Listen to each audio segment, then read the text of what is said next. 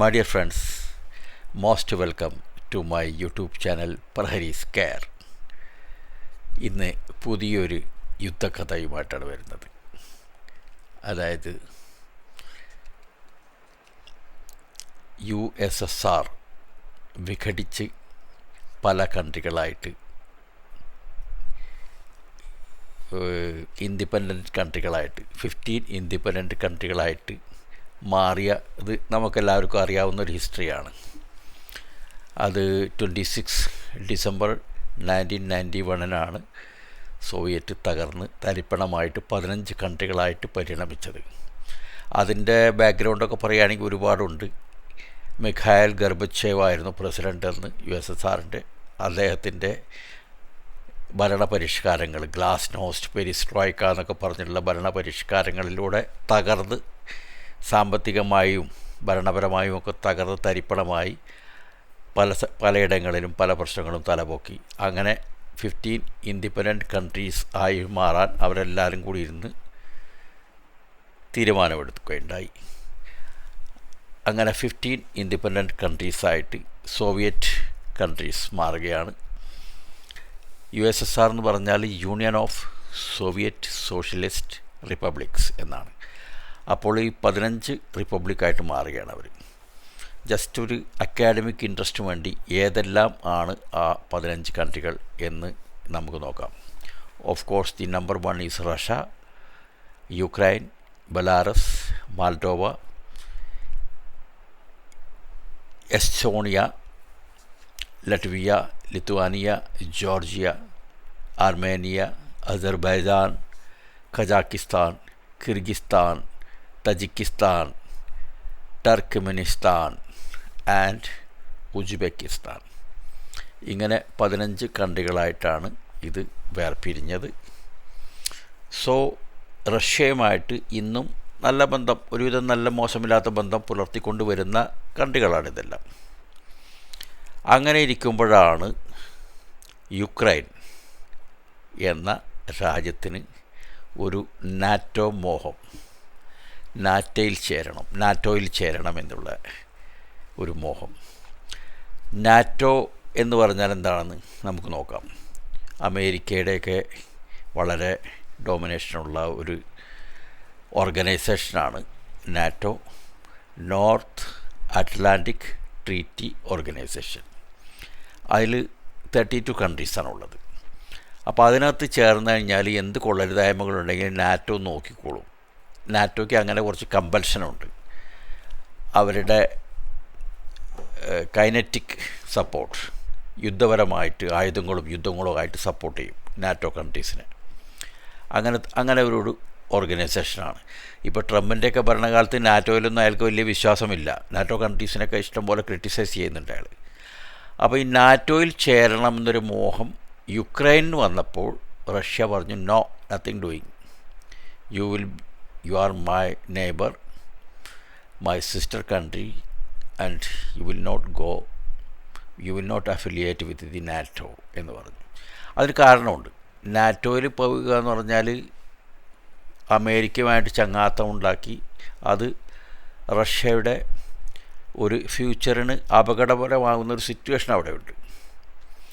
അതുകൊണ്ട് മാത്രമാണ്. കാരണം തൊട്ട അയൽവക്കത്ത് നാറ്റോ കൺട്രി വന്നു കഴിഞ്ഞാൽ റഷ്യക്ക് അതൊരു ഭയങ്കര ദൂരവ്യാപകമായ പ്രശ്നം സൃഷ്ടിക്കുമെന്ന് അവർക്ക് അറിയാമായിരുന്നു.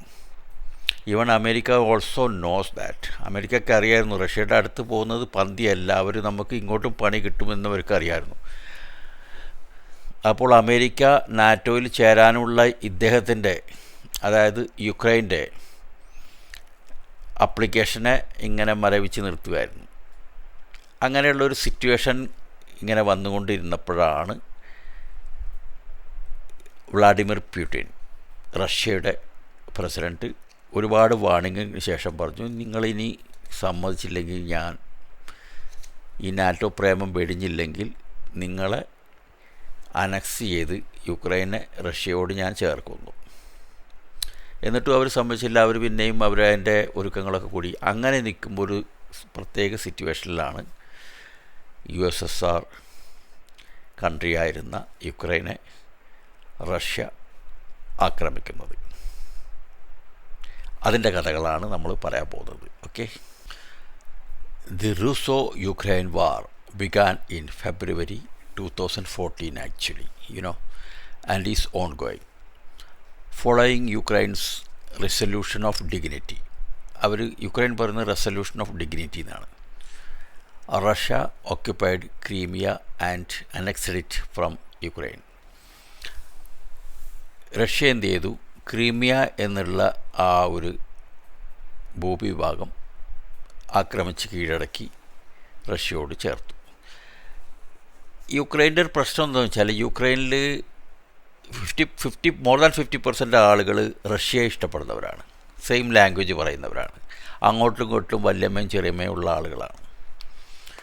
സോ അവരുടെ ഏകദം ഓൾ ഓഫ് എ സഡൻ ആ ബന്ധങ്ങളൊക്കെ മുറിച്ച് മാറ്റുക, വേറെ കൺട്രി ആയിട്ട് തീരുക, അതും അവർ അമേരിക്കയുടെ ഒരു കീഴ്ഘടകമായി തീരുന്ന ഒരു സിറ്റുവേഷൻ, നാറ്റോ കൺട്രിയായി മാറിക്കഴിഞ്ഞാലുള്ള സിറ്റുവേഷൻ, അതൊന്നും അവിടുത്തെ ആളുകൾക്ക് സഹിക്കുമായിരുന്നില്ല. ആ ഒരു സെൻറ്റിമെൻറ്റും കൂടി വർക്കൗട്ട് ചെയ്യുകയാണ് റഷ്യ ആക്ച്വലി ചെയ്തത്. Russia then supported Russian separatist armed groups who started a war in the eastern Donbas region against Ukraine's military. യുക്രൈൻ്റെ മിലിറ്ററിയോട് ഈ ഡോൺബാസ് ഏരിയയിൽ, ഡോൺബാസ് ക്രീമിയയുടെ അടുത്ത് കിടക്കുന്ന മറ്റൊരു സ്ഥലമാണ്, ഈ ഡോൺബാസ് ഏരിയയിൽ റഷ്യൻ സെപ്പറേറ്റിസ്റ്റ് മൂവ്മെൻറ്റ് ഒരുപാടുണ്ട്.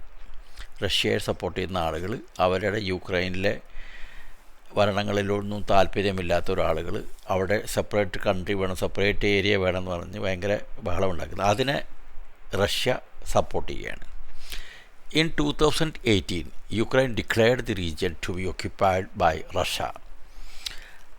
The 8 years of conflict also involved naval incident and cyber warfare. In February 2022, Russia launched a full-scale invasion of Ukraine and began occupying more of the country, starting the current phase of the war. 2018 ആക്രമിച്ചു. അപ്പോൾ Ukraine declared the region to be occupied by Russia occupy ചെയ്യുകയാണ് Ukraine. അപ്പോൾ ഇന്ന് already NATO country അല്ലെങ്കിൽ പോലും America സഹായിക്കാൻ ഇറങ്ങി. NATO കൺട്രികളിലെ യൂറോപ്പിലുള്ള ഒരുപാട് കൺട്രീസ് ഇവരുടെ സഹായത്തിനെത്തുകയുണ്ടായി. അപ്പോൾ അമേരിക്കയുടെ വെപ്പണും അമേരിക്കയുടെ സഹായവും കണ്ടിട്ടാണ് ഇയാൾ ഇതിനിറങ്ങിയത്. പക്ഷെ നമ്മളന്ന് വിചാരിച്ചത് ഒരു 1 വീക്കിൻ്റെ കൊണ്ട് തന്നെ റഷ്യ യുക്രൈനെ തകർത്ത് യുദ്ധം കഴിയുമെന്ന് വിചാരിച്ചത്. പക്ഷേ it is still going on. അപ്പോൾ അതിൻ്റെ ഒരു കാരണം എന്ന് പറഞ്ഞാൽ അമേരിക്കൻ സപ്പോർട്ടാണ്, നാറ്റോ കൺട്രീസിൻ്റെ സപ്പോർട്ടാണ്. പിന്നെ അവരുടെ നെവർ ഗീവ് അപ്പ് എന്നുള്ളൊരു ആറ്റിറ്റ്യൂഡ്. സെലൻസ്കിയാണ് യുക്രൈൻ്റെ പ്രസിഡൻറ്റ്. അയാളൊരു കൊമേഡിയൻ ആയിരുന്നു. അയാൾ ഒരു ആക്ടർ ആയിരുന്ന ഒരാൾ പൊളിറ്റിക്സിൽ വന്ന് അങ്ങനെ പ്രസിഡൻ്റ് ആയതാണ്. എനിവേസ് അദ്ദേഹത്തിൻ്റെ ഒരു കമാൻഡ് ആൻഡ് കൺട്രോൾ, ഒരു ഡെഡിക്കേഷൻ അവിടെ കാണിക്കുന്നുണ്ട്. ഈവൻ ഇന്ത്യ പോലും ഒരു ന്യൂട്രൽ സ്റ്റാൻഡാണ് എടുത്തിരിക്കുന്നത്. നമ്മളുടെ എത്രയോ കാലത്തെ ഒരു സുഹൃത്ത് ബന്ധമാണ് റഷ്യയായിട്ടുള്ളത്. എന്നിട്ടും റഷ്യയെ നമ്മൾ പലപ്പോഴും റഷ്യയുടെ അഗൻസ്റ്റ് പറയേണ്ട സമയത്തൊക്കെ പറഞ്ഞിട്ടുണ്ട്. We took A stand, A neutral country stand. Even Zelensky മോദിയുടെ സപ്പോർട്ട് തേടി എത്തിയിട്ടുണ്ട്. പിന്നെ പുടിനുമായിട്ട് ഉള്ള മോദിയുടെ ചങ്ങാത്തവും നമ്മുടെ ഒരു ഏറ്റവും ഫ്രണ്ട് കൺട്രിയായിട്ട് എന്നും നമ്മളെ സഹായിച്ചിട്ടുള്ള ഒരു കൺട്രി എന്നുള്ളതിൽ റഷ്യ നമുക്കെന്നും വേണ്ടപ്പെട്ട ഒരു രാജ്യം തന്നെയാണ്. അപ്പോൾ ഈ കുറച്ച് ഭാഗങ്ങൾ അവർ പിടിക്കും, കുറച്ച് ഭാഗങ്ങൾ ഇവർ വിട്ടുകൊടുക്കും. അങ്ങനെയൊക്കെയുള്ള ഒരു കാറ്റ് ആൻഡ് മൗസ് കളിയാണ് അവിടെ നടന്നുകൊണ്ടിരുന്നത്. പക്ഷേ ഇഷ്ടംപോലെ കാഷ്വാലിറ്റിയിൽ യുക്രൈൻ ഇപ്പോൾ ചെയ്യുന്ന എന്താണ്? Drone വാറാണ്.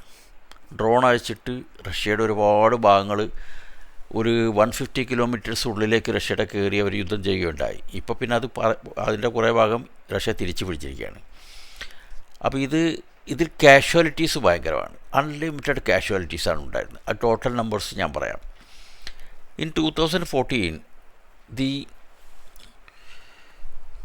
Euromaidan protest led to the revolution of dignity and the ousting of Ukraine's pro-Russian President Viktor Yanukovych.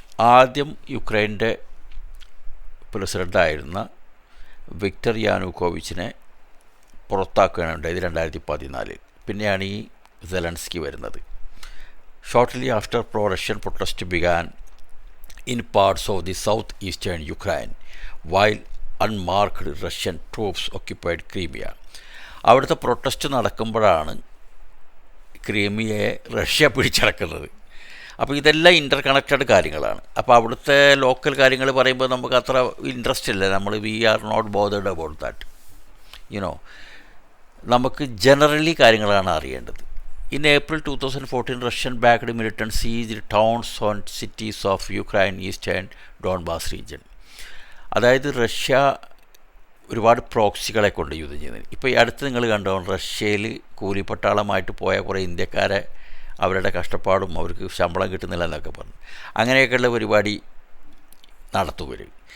അവരുടെ ഒറിജിനൽ സേനയെ ഇറക്കേണ്ട സമയത്തേ അവരിറക്കുള്ളൂ.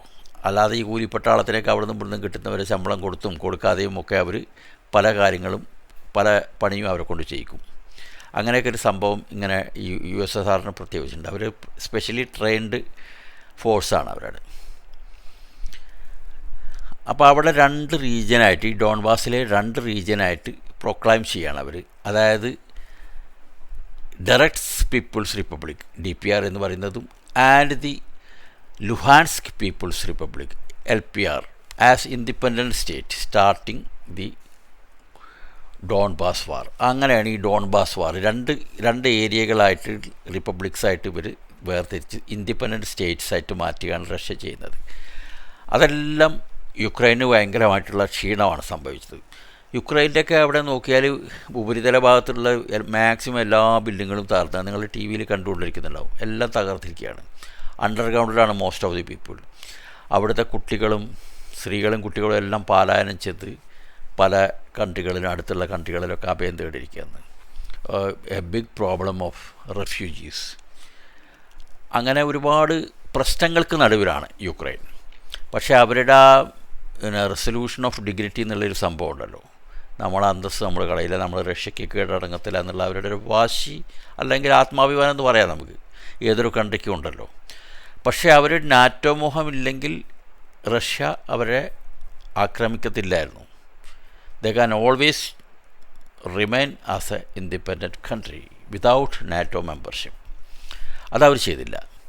The international criminal court ICC judged that the war was both a national and international armed conflict involving Russia, and the European Court of Human Rights judged that Russia controlled the DPR and LPR from 2014 onwards.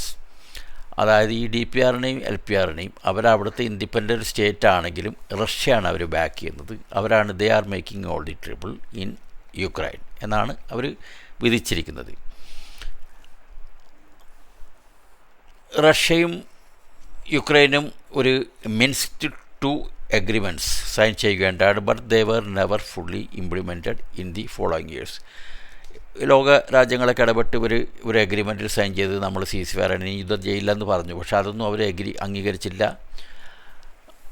2 കൺട്രിയും പൊട്ടിക്കേണ്ട സമയത്ത് പൊട്ടിച്ചുകൊണ്ടിരിക്കും പരസ്പരം. ഇപ്പോൾ തീക്ഷണമായ യുദ്ധം നടന്നുകൊണ്ടിരിക്കുകയാണ്. ഇപ്പോൾ 2 ദിവസമായിട്ടൊരു ചർച്ച അവിടെ നടക്കുന്നുണ്ട്. അതിനെപ്പറ്റി നമുക്ക് നോക്കാം. The Donbas war became a static conflict like to trench warfare. Ceasefires were repeatedly broken, but the front lines did not move. സീസ്ഫയറൊക്കെ ഇടയ്ക്ക് വരും പോകും. യുദ്ധം നിലയ്ക്കാത്തൊരു സിറ്റുവേഷനാണ്. Beginning in 2021 there was a massive Russian military build-up near Ukraine's borders, including within neighboring Belarus. Russian officials repeatedly denied plans to attack Ukraine. Russia പറയുന്നത് ഞങ്ങൾ ആക്രമിക്കുന്നൊന്നുമില്ല എന്നൊക്കെ പറയുന്നുണ്ടെങ്കിലും റഷ്യ ഈ കൂലിപ്പട്ടാളത്തിനെ വെച്ചിട്ടും അതിൻ്റെ സപ്പോർട്ടിങ് മറ്റുള്ള പ്രോക്സികളെ വെച്ചിട്ടും ഇവരെ ആക്രമിച്ചു കൊണ്ടിരിക്കുകയാണ്. Russia's president Vladimir Putin voiced expansionist views and challenged Ukraine's right to exist. ഒരു ലെവൽ, ഒരു സ്റ്റേജ് വന്നപ്പോൾ വ്ളാഡിമിർ പുടിൻ എക്സ്പാൻഷനിസ്റ്റ് മോഡിൽ പറഞ്ഞു. അതായത് അതിക്രമിക്കുന്നതിൻ്റെ ഒരു സ്വരത്തിൽ പറഞ്ഞു. ചൈനയൊക്കെ ഇപ്പോൾ അതാണ് ചെയ്യുന്നത്, അടുത്തുള്ള രാജ്യങ്ങളെ വിഴുങ്ങാനുള്ള പരിപാടി. അങ്ങനെ ഈ രാജ്യത്തിനെ വിഴുങ്ങാനുള്ള പദ്ധതിയാണെന്നുള്ളത് വ്ളാഡിമിർ പുടിൻ ക്ലിയറായിട്ട് പറഞ്ഞു. Putin demanded that Ukraine B Bard from ever joining the NATO military alliance. ഒരിക്കലും യുക്രൈനെ നാറ്റോ മിലിറ്ററി അലയൻസിൽ ജോയിൻ ചെയ്യാൻ നമ്മൾ സമ്മതിക്കില്ല. That is the main point and the only point I think. അതിൽ നിന്ന് പൂർണ്ണമായും യുക്രൈൻ പിൻവാങ്ങുകയാണെങ്കിൽ ഇവർ ഓക്കെ എന്ന് പറഞ്ഞിട്ട് യുദ്ധം നിർത്താൻ ഫുൾ ചാൻസ് ഉണ്ട്. ട്രംപ് വന്നിട്ട് ആദ്യമായിട്ട് ട്രംപ് രണ്ടാമത് അധികാരത്തിൽ ഏറിയ സമയത്ത് പറഞ്ഞതാണ്, ഞാൻ സീസ് ഫെയർ ഉണ്ടാക്കും. ഇന്ത്യയും പാകിസ്ഥാൻ്റെ ഓപ്പറേഷൻ സിന്ധൂറിൽ സീസ് ഫെയർ ഉണ്ടാക്കിയത് താനാണെന്ന് പറഞ്ഞ പോലെ ഇവിടെയും ഉണ്ടാക്കുമെന്ന് പറഞ്ഞതാണ്. പക്ഷേ അയാൾക്ക് ഇതുവരെ ഒന്നും ചെയ്യാൻ പറ്റിയിട്ടില്ല. ഈ യുദ്ധം ഇങ്ങനെ നടന്നുകൊണ്ടിരിക്കുകയാണ്. അതുകൊണ്ട് എത്രയാണ് ഇതിൻ്റെ കാഷ്വാലിറ്റീസ് എന്ന് പറഞ്ഞാൽ, കുറേ ബാറ്റിൽ ഡിപ്ലോമസിയൊക്കെ നടക്കുന്നുണ്ടെങ്കിൽ ഒരു കാര്യമില്ല. എപ്പോഴും ടി വി നോക്കുമ്പോൾ ഇന്ന് റഷ്യ അവിടെ ആക്രമിച്ചു, അതിൻ്റെ അടുത്ത ദിവസം യുക്രൈൻ്റെ ഡ്രോൺസ് വന്ന് റഷ്യയിൽ പല സ്ഥലത്തും ആക്രമണങ്ങൾ അഴിച്ചുവിട്ടു. റഷ്യയുടെ ഒരുപാട് ഫ്ലൈറ്റ് തകർന്നു, ബിൽഡിങ് തകർന്നു, യുക്രൈൻ്റെ കംപ്ലീറ്റ് ഇൻഫ്രാസ്ട്രക്ചർ തരിപ്പണമാക്കി റഷ്യ. അങ്ങോട്ടും ഇങ്ങോട്ടും തോന്നുന്നു. Casualties 4 lakhs to 15 million estimated casualties, killed and wounded.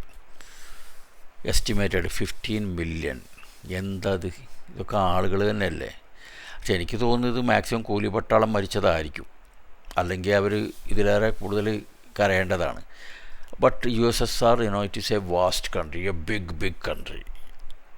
USSR means Russia is a big country.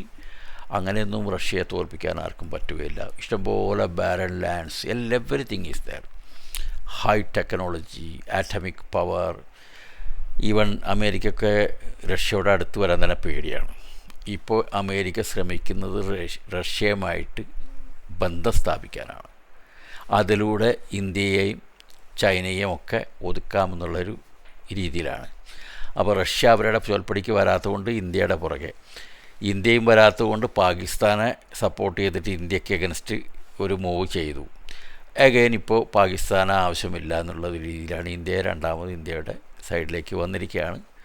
But you cannot rely upon അമേരിക്കയെ നമ്മൾക്ക് വിശ്വസിക്കാൻ പറ്റത്തില്ല. But Russia is not like America. റഷ്യയെ നമുക്ക് വിശ്വസിക്കാം. റഷ്യ നമ്മുടെ പലപ്പോഴും ഏറ്റവും ബുദ്ധിമുട്ടുകളിൽ സഹായിച്ച ഒരു കൺട്രിയാണ്. അതിൻ്റെ ഒരുപാട് ഞാൻ പല എപ്പിസോഡിലും പറഞ്ഞിട്ട്, Russian assistance in terms of weapons, in terms of technology, in terms of physical assistance എല്ലാം നമുക്ക് ചെയ്തിട്ടുള്ള കൺട്രിയാണ് റഷ്യ. ആ ഒരു താല്പര്യവും ആ ഒരു ബഹുമാനമൊക്കെ റഷ്യയോടുണ്ട്. ബട്ട് സ്റ്റിൽ യുക്രൈനിൽ ആക്രമണം ചെയ്യുന്നത് ഒന്ന് നിർത്തിക്കൂടെ എന്ന് നമുക്ക് പറയാം, ആഗ്രഹിക്കാം.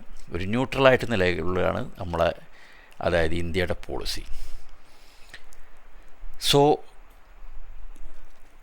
Ukraine invasion by Russia is totally ongoing. ഭാവിയിൽ ഇതിപ്പോൾ അതിൻ്റെ ചർച്ച നടന്നുകൊണ്ടിരിക്കുകയാണ്. ചിലപ്പോൾ നാളെയോ മറ്റന്നാളോ ചർച്ച കംപ്ലീറ്റ് ആവും. അത് കഴിഞ്ഞാൽ ഒരു പക്ഷേ ടെമ്പററി സീസ് ഫെയർ എങ്കിലും നമുക്ക് പ്രതീക്ഷിക്കാം. Okay, bye. ലൈക്ക് ചെയ്യൂ, സബ്സ്ക്രൈബ് ചെയ്യൂ. Thank you very much.